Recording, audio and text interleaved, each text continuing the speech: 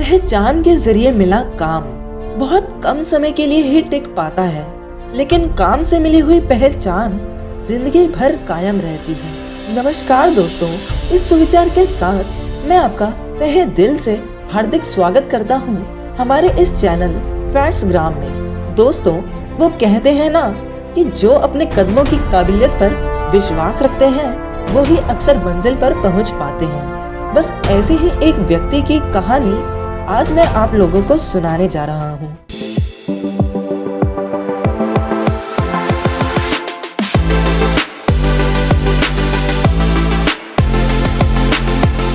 दोस्तों, ये कहानी है उस व्यक्ति की जिसने ना तो सिर्फ मुझे बल्कि मेरे जैसे काफी नौजवानों को प्रभावित किया है। ये ऐसे व्यक्ति हैं जो कभी परिश्रम करने से तो एक कदम भी पीछे नहीं हटते, बल्कि दूसरों की सहायता करने में एक कदम आगे ही रहते हैं। इस कहानी की शुरुआत होती है उस जमाने से जब भारत की आजादी को अभी कुछ साल बाकी थे।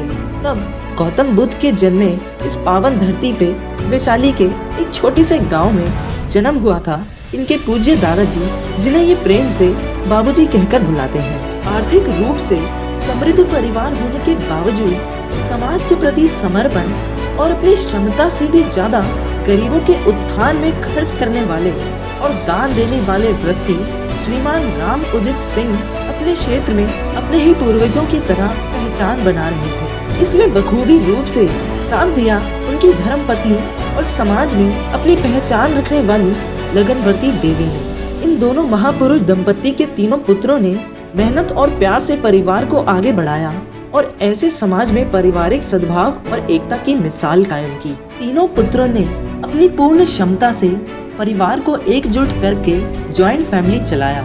ये वही समाज और इसी समय की बात है जब न्यूक्लियर फैमिली का प्रचलन काफी हाई है। ये अगली पीढ़ी के 11 भाई बहनों में सबसे छोटे और लाडले भाई थे। आर्थिक स्ट्रगल के बावजूद परिवार ने हमेशा इनकी पढ़ाई को तवज्जो दिया। क्लास 2 तक अपने गांव के सरकारी स्कूल में पढ़ाई करने के बाद आगे की पढ़ाई के लिए बड़े भाइयों और बहनों ने पटना के सबसे नामी गिरानी school Saint Joseph high school में इनका दाखिला करवा दिया। स्कूल की पढ़ाई करने के बाद इन्होंने दिल्ली के एक नामी गिरानी कॉलेज से कानून की पढ़ाई की। उन्होंने अपनी पढ़ाई के साथ में कई फेमस लॉयर्स के सानिध्य में रहकर कानून की बारीकियों को अच्छे से सीखा। अपने छात्र जीवन से ही समाज के प्रति अपना दायित्व निभाने का निर्णय लिया और पूरे भारत से अपने युवा साथियों को साथ लेकर एक ओम रेजोनेंस नाम की संस्था बनाई। उन्होंने विभिन्न तबकों के बीच मुफ्त कानूनी सलाह, शिक्षा और समाज के प्रति जागरूकता फैलाने का एक अटूट फैसला किया और वह उसको निरंतर आगे बढ़ाते रहे। इनके प्रयासों की सराहना करते हुए इनके प्रोफेसर और समाज के व्यक्तियों ने ओम रेजोनेंस को वर्ल्ड्स फर्स्ट सोशल पार्टी का साझा दिया और इसके राष्ट्रीय अध्यक्ष को जाने माने वैज्ञानिक और पटना यूनिवर्सिटी के retired professor doctor MMR Akhtar ने सामाजिक वैज्ञानिक कहकर संबोधित करना शुरू कर दिया। इन्होंने अपनी इंटर्नशिप करने के बाद सीनियर एडवोकेट मुकुल रोहतगी और साथ में अरुण जेटली से राजनीतिक, कानून और समाज के बारे में काफी कुछ सीखा। कानून की पढ़ाई समाप्त होने के बाद उन्होंने सुप्रीम कोर्ट के 2 मुख्य न्यायाधीश और अन्य न्यायाधीशों को सहायक के रूप में अपनी सेवाएं दी। Chief justice HL Dattu, chief justice TS Thakur और जस्टिस अभय मनोहर सप्रे कार्यकाल समाप्ति के बाद ये तीनों ही इन्हें एक गुरु की तरह मार्गदर्शन करते रहे। अपने गुरुओं से आशीर्वाद लेकर इन्होंने वकालत शुरू की और समाज के पीड़ित लोगों को न्याय दिलाने का काम जोरों शोरों से आरंभ कर दिया। इन्होंने सुप्रीम कोर्ट के कई महत्वपूर्ण केसेस में पैरवी की, जिनमें से राम जन्मभूमि केस भी शामिल था। इन्होंने भगवान राम का मंदिर बनवाने में अपना एक छोटा सा योगदान दिया और इसे अपने जीवन का काफी महत्वपूर्ण कर्तव्य माना।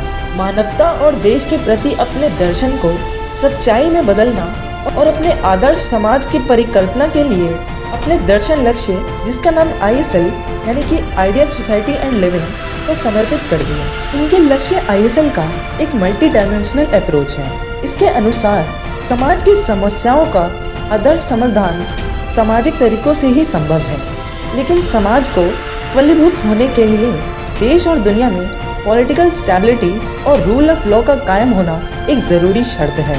Education in consonance with employment democratization of education, and access of free and quality health, education, justice, which must be adequate enough to provide social, economic, physical, mental, as well as psychological well-being of humankind are his vision for ISL.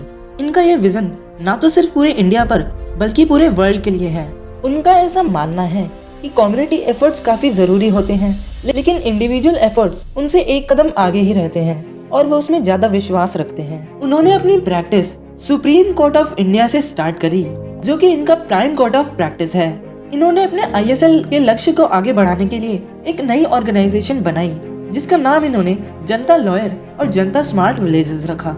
इस organisation को start करके उन्होंने खुद personally ऐसे लोगों के cases लड़ना start कर दिए जो कि उसे अफोर्ड नहीं कर सकते थे या फिर पॉवर्टी लाइन के नीचे आते थे। आज भी वो इस ऑर्गेनाइजेशन के थ्रू ऐसे लोगों को निशुल्क सेवा देते हैं।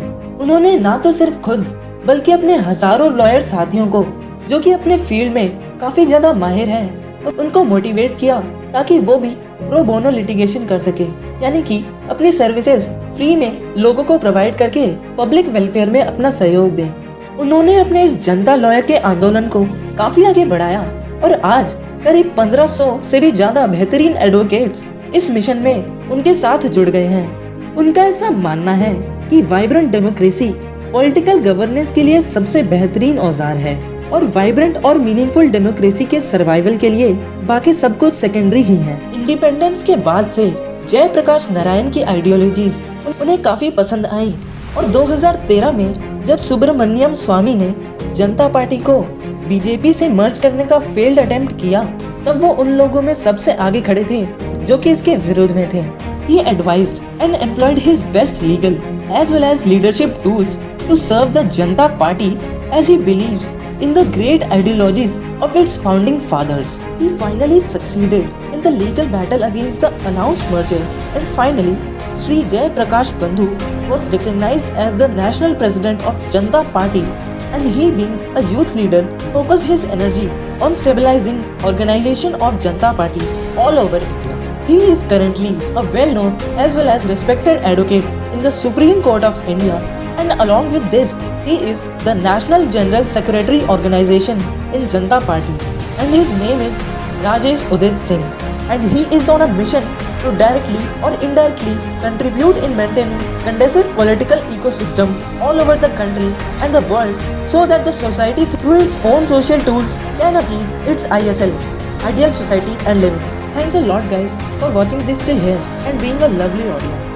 I hope you all are also inspired by his ideologies and principles of life and profession. We the youth of India have to promote his vision of ISL and make our country as well as the whole world a more better place to live.